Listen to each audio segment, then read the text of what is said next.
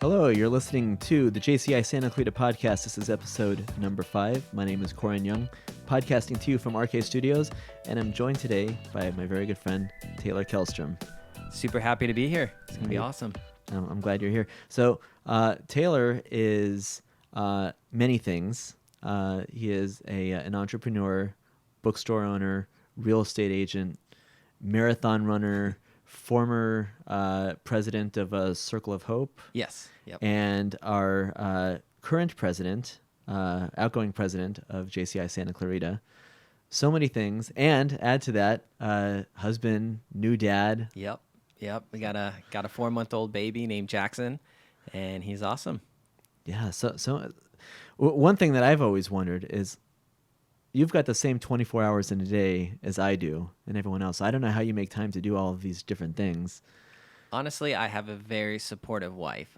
She holds a lot of that stuff down, like at the house and with the baby. So when I've got to go handle business or the little extra free time that I have, volunteering for Circle of Hope or running things at JCI, I've just been very lucky to have a wife that really helps out and kind of picks up the back end of the slack and things like that, so that I'm able to do the things that I'm able to do. So without her, none of this would be possible. That's great. Yeah, that's one of the biggest things behind an influential guy is having a supportive wife, and vice versa. Oh, absolutely.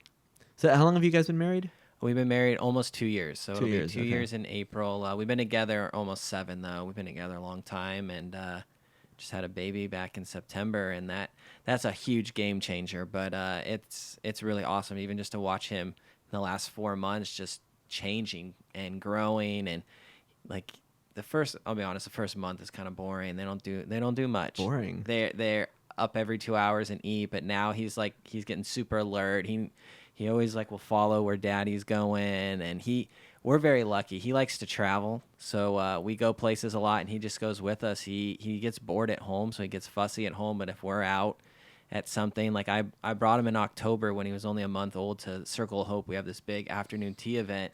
We got him a little backpack strapped in, walking around with me, and he was loving it, all the people. So he's a people person for sure, and you can already kind of tell that. So he definitely gets that from me, and he sleeps through the night, so he definitely gets that through Becca, because I guess when I was a baby I never slept, which I never sleep now. So yeah, some things never change. No. So you've always been involved in all kinds of different things. I'm guessing since you were young, but at least in the last several years. What makes you even want to do all that stuff in addition to just being an adult and working and just supporting yourself? What makes you want to do all these things in the community? It's an interesting question. I get it every now and then. My professional background is very different than most people.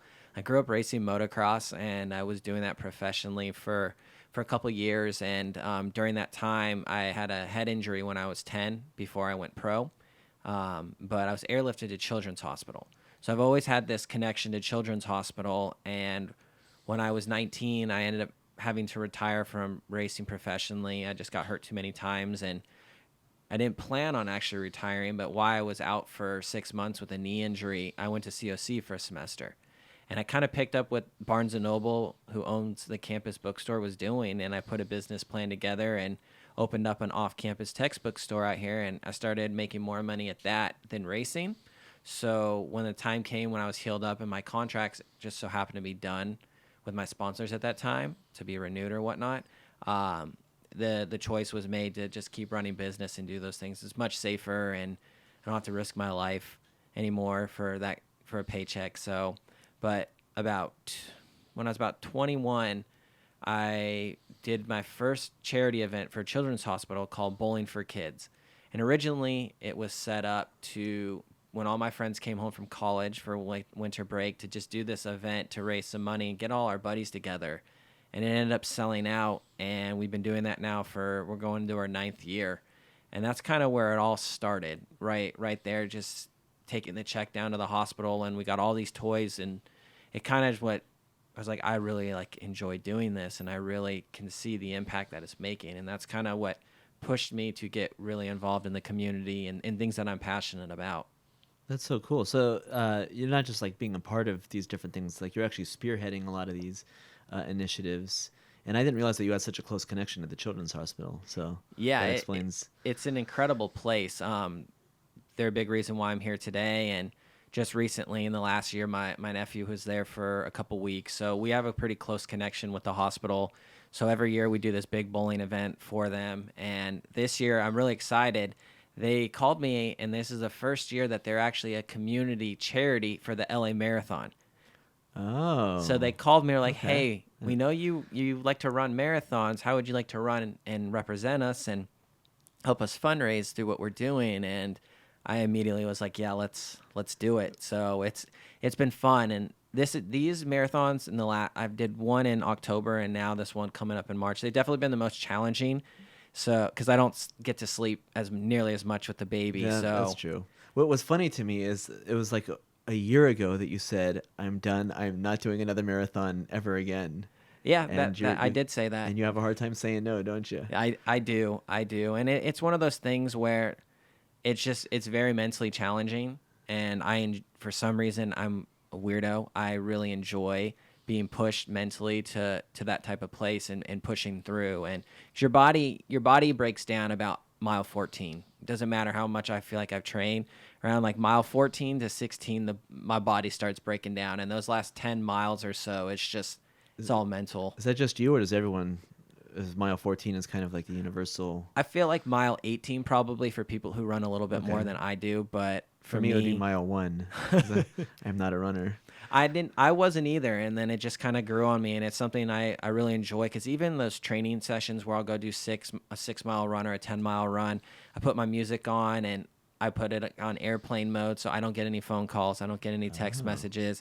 So just for that hour and a half, I'm just one with myself and get to listen to my music and kind of take a break from reality, because when my phone's on, it just never stops. Yeah, I know the feeling. So what's the deal with Circle of Hope? That's an organization that I wasn't even familiar with until we had met and seeing the different events that you had put on. Can you tell me about the organization and Hope's Haven and kind of the other things that have been going on? Yeah, absolutely. So I actually joined the Circle of Hope board in 2012, and I was definitely the youngest board member. I was only 22, but it's a cancer organization. So pretty much anyone who lives, works, or is treated in Santa Clarita Valley who's underinsured or uninsured at all, we help them financially with their chemo bills and things like that. And then we have a support group that's every two. It's bi-weekly. Mm-hmm. And then over the last few years, we opened up called Hope's Haven Cancer Wellness Center, where we have classes that's open to pretty much anyone going through cancer. So for the financial side of things, we service 8 cancers at the moment. But for the Hope's Haven side, any type of cancer, and it's 100% free for anybody to come to our classes. They just have to schedule in advance. So we have like art therapy, massage therapy. We have doctors come in and speak, things like that, and that's 100% free for anybody going through cancer. Yeah, it's an amazing resource to have here right in Santa Clarita. Oh, absolutely, and it's something that we really felt we needed out here, and luckily our board of directors over the last 7 years or so have worked so hard raising funds and resources to be able to actually open up this center. And it's actually the only cancer wellness center in Santa Clarita, and we're located right off of Lyons Avenue, right before about a couple blocks before Main Street. Well, where have I seen Circle of Hope promoted? I know that there's been some charity events going on. Was the chili cook-off? Is that one of them? We were involved with that maybe about 7 years ago, but Okay. we do a bowling event as well. So we kind of, when I joined the board, we mirror my Children's Hospital bowling event for Circle of Hope in March. So we have that. It's called Bowling for Hope. And then we have a big wine tasting event in August called Vine to Wine. That's the big one. Yeah, okay. And then we have a huge afternoon tea event in October. So those are like our 3 major events that we have going on throughout the year. And they bring in a lot of fundraising? Yeah, and the cool thing is those events are unrestricted funds. So when things like come up that grant money is only used for specific things, this money can be used for like different things inside the center that it's not restricted to. So it's pretty much money that we don't have to go through a grant process to use. Yeah, it's nice to have access to that. Absolutely. So I wanted to ask you about JCI because that is where we met. Yes. How did you get involved with JCI? Back in 2013, I was very fortunate and blessed to have won the 40 Under 40 award and join all the alumnus in that awesome award. And I kind of got roped in there. I was always a member since then, but I didn't come to many things until about early 2018. I get a message from some lady I didn't even actually really know. I just knew the name, Charlene Duzick, and it was like, "Hey, we're looking for volunteers for Relay for Life to come walk, and can you come help?" And I was like, "I'm actually already going to be there." So with Circle of Hope, I always do the pancake breakfast. I volunteer making pancakes Oh, cool. for the cancer survivors. So I'm like, I'm already going to be there between these hours. Sure, I'll come walk for a few hours after. And that's kind of, I really love the energy of the people involved. And she wrote me in, and since then it's been a really awesome journey to be involved and make a lot of new friends. That's the cool thing about JCI. It's a bunch of people who are trying to make an impact in the world. And there's so many different ways you can, from training and leaderships to community involvement to things like that. So it's been really awesome. And I've been very blessed to be a part of everything that this team has been building. Yeah, no, one cool thing you mentioned that you got roped in by Charlene and you didn't even know her. Charlene wanted to put together that team for the Relay for Life, and she asked Tracy and I to be her co-chairs.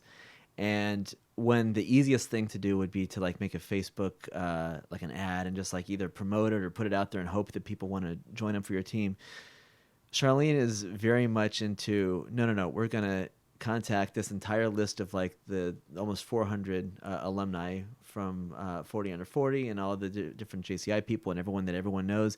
We're going to individually either call them or text them or message them on Facebook or email them, and we're going to get them to commit. And sure enough, things like that work. And it definitely did. Yeah, I got the Facebook message, and it's like, yeah, absolutely.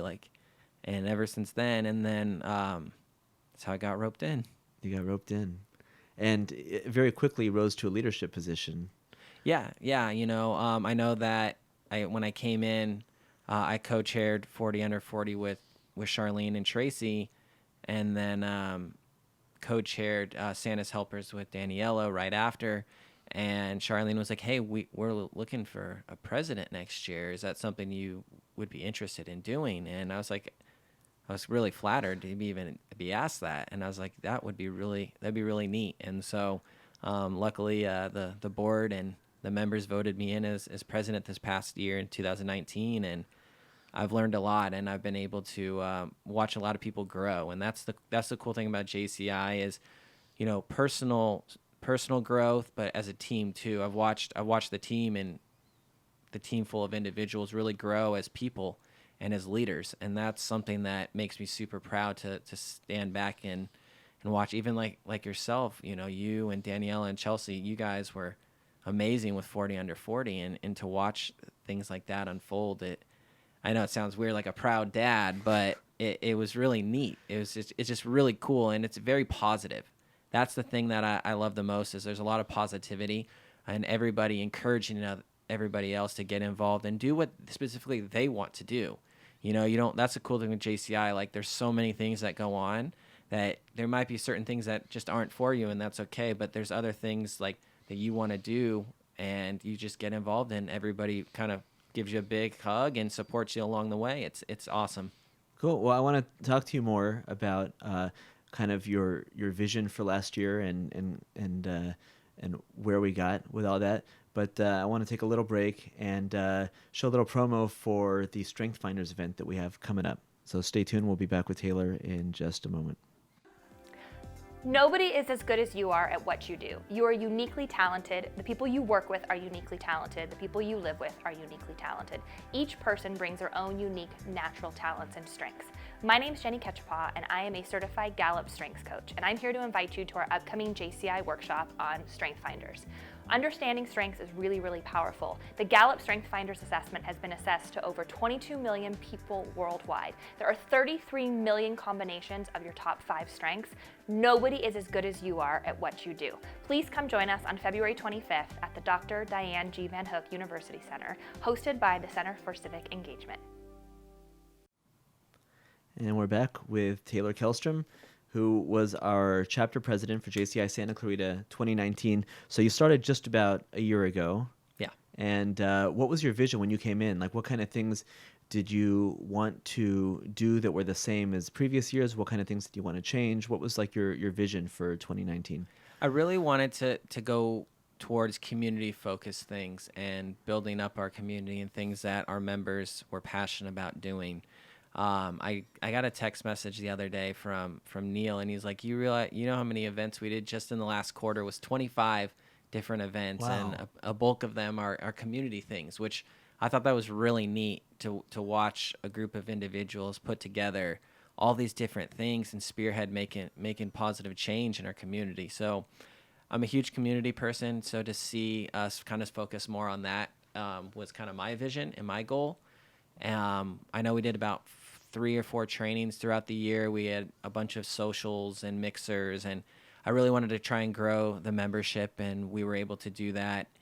And just watch our board of directors grow in their role and what they wanted to accomplish too. So opening it up to what the entire board wanted to do compared to just me individually. But I really wanted to watch us grow as far as community stuff and kind of put JCI in the forefront of, hey, there's a problem with something. Those are the people you want to call. They know how to, take care of something and fix it. So it was really neat. We got to help out with Bridge to Home this year, Circle of Hope, Boys and Girls Club. We were able to do Santa's Helpers again. That was something I was really happy to be a part of again this year. It's a big thing where it helps a lot of kids, and I know you've been involved with it the last 2 years being at it and helping, and just seeing the kids and how excited they are to give them a Christmas and all that's something that was super important. And then as far as increasing membership and really highlighting individuals who do great work, whether that's in their job or in their community with 40 Under 40. I know, like I said it before, you, Daniela, and Chelsea did an incredible job completely changing everything and moving the venue, and I loved it. I had a fantastic time at it, and just to see individuals who may not always get recognized for things be recognized for the incredible work that they do, that's an awesome thing in itself, just to see and highlight those people in our community that sometimes get overlooked. Yeah, we definitely wanted to make this about the honorees and make sure that they know that they're being recognized for the stuff that they had done. And that's a great way to get people to continue doing stuff for the community, is show them that their contributions are being valued and recognized. So yeah. I think they got that.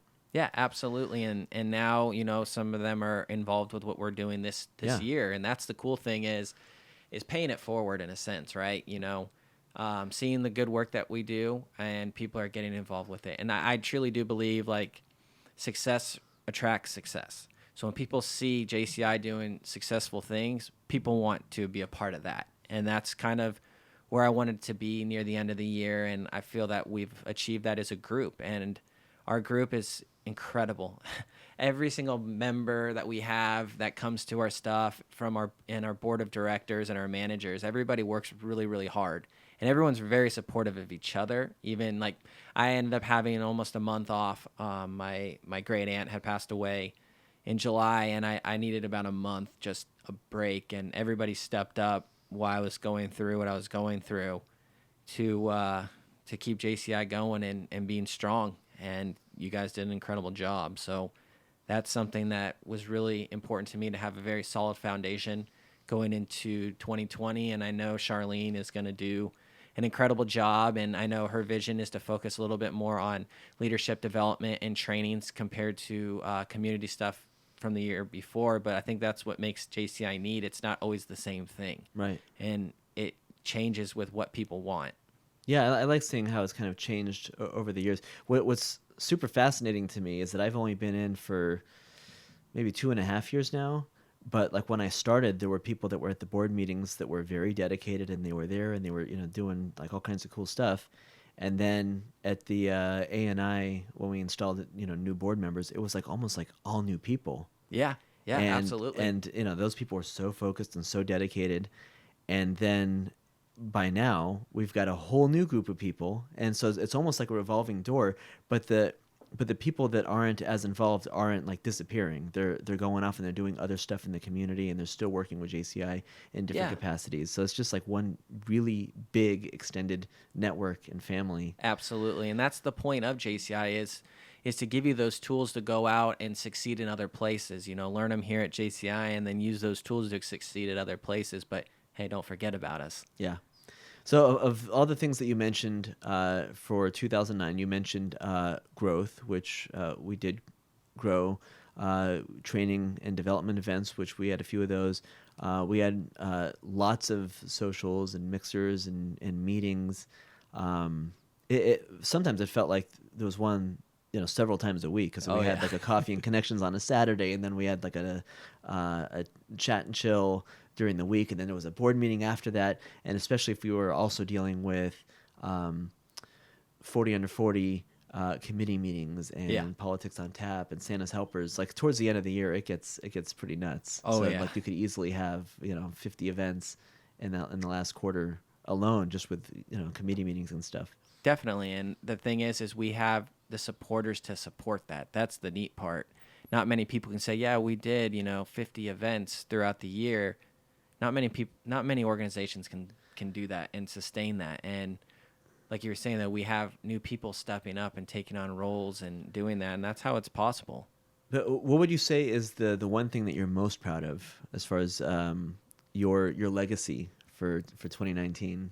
When people say, "Oh yeah, that was the Taylor Kellstrom year," I would say that's a good question. I haven't really thought about that, but just the growth and building a solid foundation. Not everything is completely built in a year, but I feel that we laid the groundwork to have an even more successful 2020, meaning that we set the foundation in order to grow more and to do those things. I think the growth was something that was really important to me, and the community involvement was something super important. Even when we did the dinners at Bridge to Home, and we did the drives for all the different nonprofits, as far as clothing for Bridge to Home or resources for Circle of Hope, and that's something I was super proud of, because and I can tell you right now, even at Circle of Hope, seeing the things for our cancer patients being donated from JCI, like I see that, and I see the impact that it has. So be able to see JCI touch easily 10 organizations this year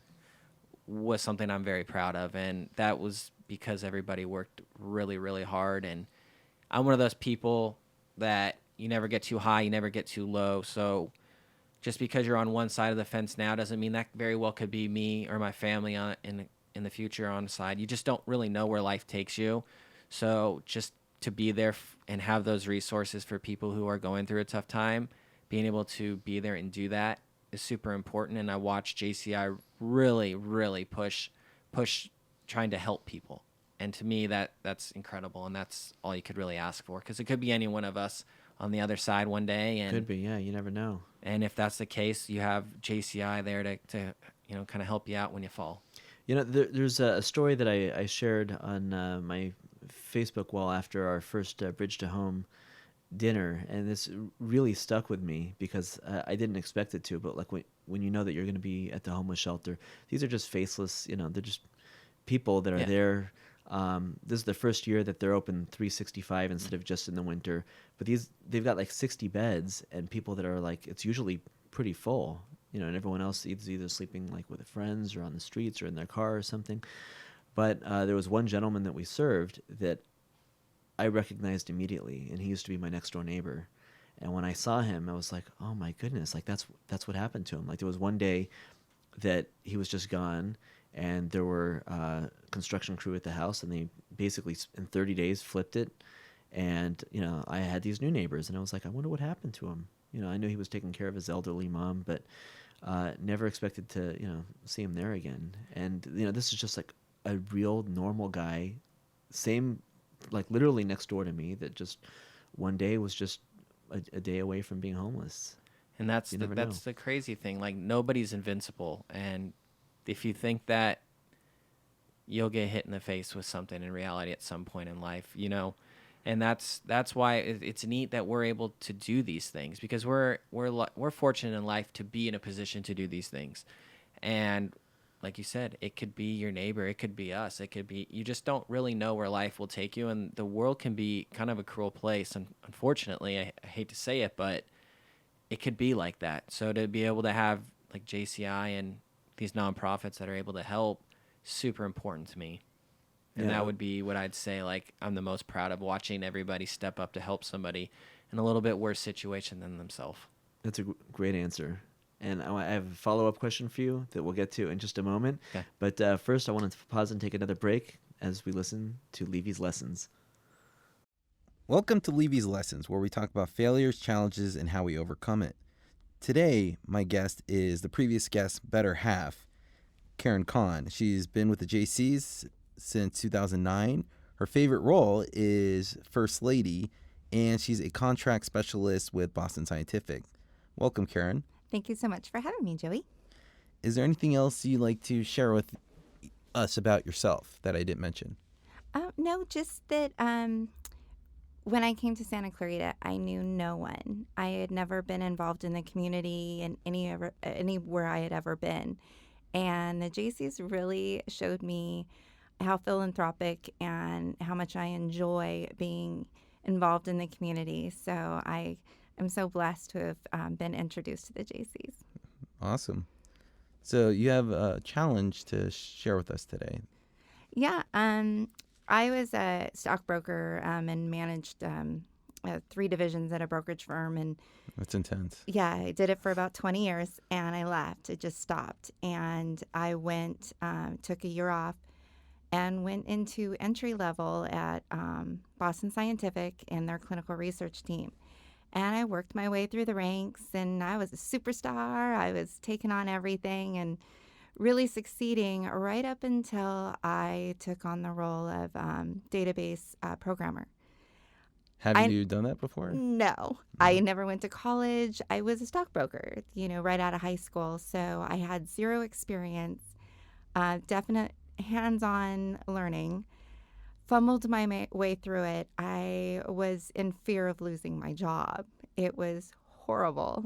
And I had to figure out a way to continue to keep my job. My mom needed to make sure that I had income because I helped support her.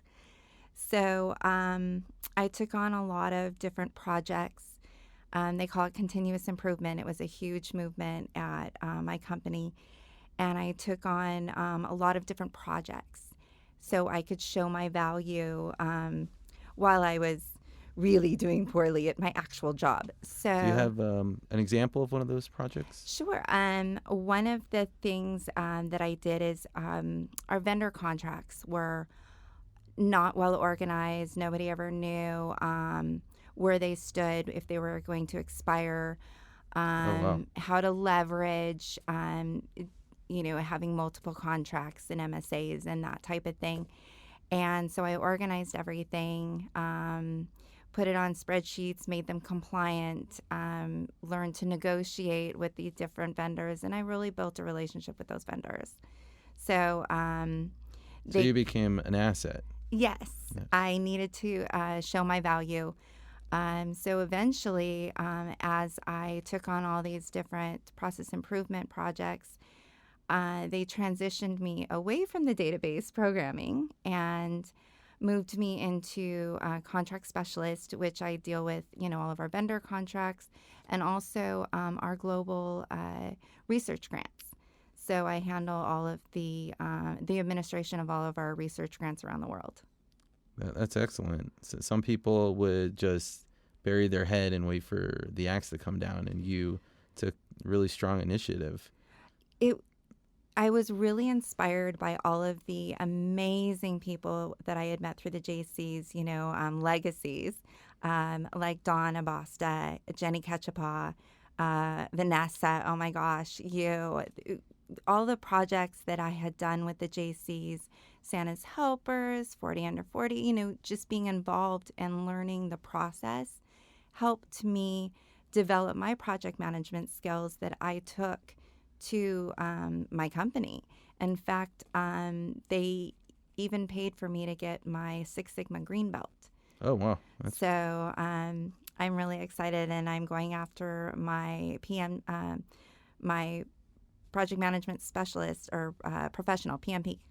So I'm really excited. That's very exciting. And could you just briefly explain what that is? The Six Sigma? Yes. So Six Sigma Green Belt. So there's process improvement for manufacturing. It's like lean, making sure that the process doesn't have a lot of extra filler, that you're finding the most efficient way to do things, be it in manufacturing or processing or anything like that. You take a look at it from all aspects, and you find the fastest, most efficient way to do everything. And it's quite amazing to go through. That's great. Well, thank you very much for being part of this. Is there anything else you'd like to share? Any tidbits or hints? Yeah, I would definitely tell people to surround yourself with positive people, actually people that are ahead of you in life or professionally, because all it will do is help drive you, and you can learn from their experiences. And I just think that it just will help you grow. Well, thank you very much, Caren. Thank you for having me. This has been Levys Lessons. Thank you for listening. This has been your host, Joey Levy. Thank you, Joey, for another exciting adventure on Levys Lessons. Taylor, in the spirit of learning from your mistakes, not that there have been any, but I want to ask you, just, talking about this, in 2019, we talked about what your proudest achievements are. Is there anywhere where you, what was your biggest learning lesson? My biggest learning lesson for our year at JCI, figuring out a little bit better way of communicating, I think was super important. We did pretty good with we would use a Facebook group, and then we would use WhatsApp, and WhatsApp has seemed to be the best way. However, if you miss a message, you're going to spend 10 minutes because there's so many messages like going back to like read through. I think maybe there was a way to have a better communication process would be a little bit better in my opinion. Because we didn't prepare this. I didn't give you a heads up that question was coming. But yeah, between Facebook messages and WhatsApp and emails and calls and text, there's things so get many lost in the shuffle. Things, yeah. So I think I could have come up with a little bit better way of doing that. Plus, somebody's sleeping at 11 o'clock and the phone's going off, it gets a little wild, which is it's good and it's bad. It's good because that means people are talking. Right. Meaning that people are communicating, but if you miss a message or two, because sometimes I won't get to the messages till I got a free moment, and I'll spend like 10 minutes scrolling through like, I needed to address that quicker, or, that probably would be one of the things that I feel could have been a little bit better. On my end, at least. So, you know what we could do? I've done this on other boards in the past where, like, let's say for the WhatsApp group, if we were to have, let's say, 2020 members social, 2020 members project. So that way there's one for, like, planning stuff. And then there's just like, hey, guys, have a great Saturday. I feel like we just started doing that near the end of this year. Like, there's one for, like, A&I and one for members. Mm-hmm. But at the beginning, we definitely didn't do that, and it got wild. Yeah. It definitely got wild with a million messages. It was the easiest way. Instead of texting everyone like, hey, I'm running 10 minutes late to the meeting, you put it in there, and it sometimes gets lost in the shuffle. Yeah. So okay, that makes sense. What are you looking forward to this coming year for 2020? Charlene Duzick is going to be installed as our new president. From the JCI standpoint, I'm really excited to see what Charlene does. I know that she's going to focus more on training and development stuff, and I think she's the perfect person for that. She's one of the OG members too. She is, and she's a very smart woman, and she knows what she's doing, and she knows how to get it done. So I'm really excited to watch her growth and watch her as a leader, as well as building up everybody else. Because as you had said too, we have new board members and we have new members that weren't really involved during my presidency. So it's going to be neat to see her leadership style and what works best, and watching the organization take that next step. I feel 2019 was a very good year in building a solid foundation, and I'm really excited to watch everything that everybody worked so hard in 2019 to leapfrog up in 2020. That's something I'm really excited to watch and see from the JCI standpoint. And then from a personal standpoint, just watching my son grow and being there for my son, that truly is God's gift to my family and to the world, and to be able to have a healthy little boy and do that. That's what I really look the most forward to, though, is spending time with my son and watching him grow and be there and be a good dad, and from a personal standpoint. And then from the JC point, I'm really looking forward to that. And from a career standpoint, very, very simple: sell more houses. Yeah, okay. Sell more houses. I mean, there's a whole process on how I'm going to do that, but those are the things I really look forward to. I feel like this is a year of opportunity for myself, my family, and for everyone in JCI. There's a really big opportunity to do incredible things, and it's a lot of the thing is mental. Once you start to believe that you can do something, it's like a wildfire. It just takes off. So I'm really excited to watch opportunities grow for everyone around me. Well, I'm looking forward to seeing it. We have an exciting year ahead of us. Yes, Taylor we do. Kellstrom, thank you so much for coming in. It's JCI Podcast number 5. I'm Koren Young from RK Studios. Thanks for tuning in.